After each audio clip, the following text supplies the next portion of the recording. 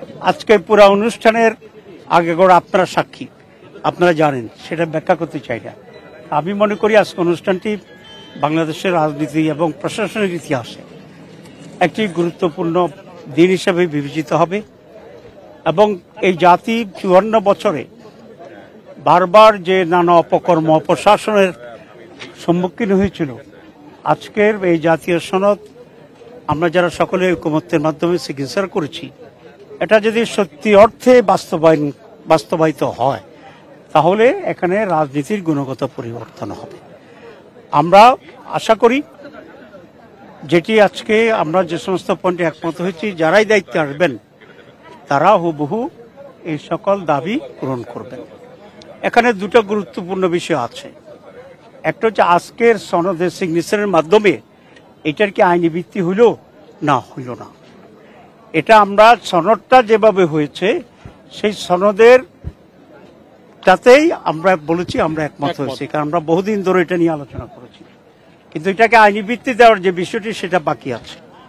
এখন এটা অনেকেরই প্রশ্ন, আমাদের প্রতিও প্রশ্ন ছিল, যেটা আইনি ভিত্তি না দেওয়ার আগে আপনারা সাইন করলেন কেন?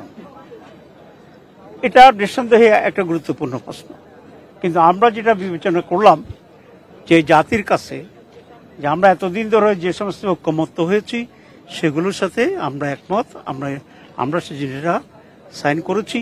এখন আমাদের মূল কথা হচ্ছে অতি অল্প সময়ের ভিতরে দীর্ঘ আলোচনায় আমাদের এনসিসির মিটিংয়ে যে দৃষ্টিভঙ্গি এবং সিদ্ধান্ত ভিত্তিতে আইনগত সিদ্ধান্ত হয়েছে সেটাকে যেন এই সরকার বাস্তবায়ন করে। এক্ষেত্রে যদি সরকার ডিলে করে বা অন্য কিছু চিন্তা করে তাহলে আবার সেটা একটা জুলাইয়ের সাথে জাতীয় গাদ্দারি হবে এবং নতুন করে রাজনৈতিক সংকট তৈরি হবে।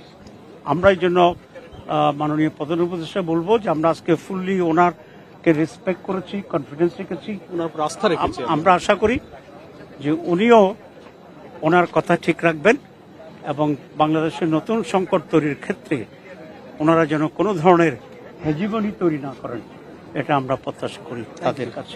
Thank you very much.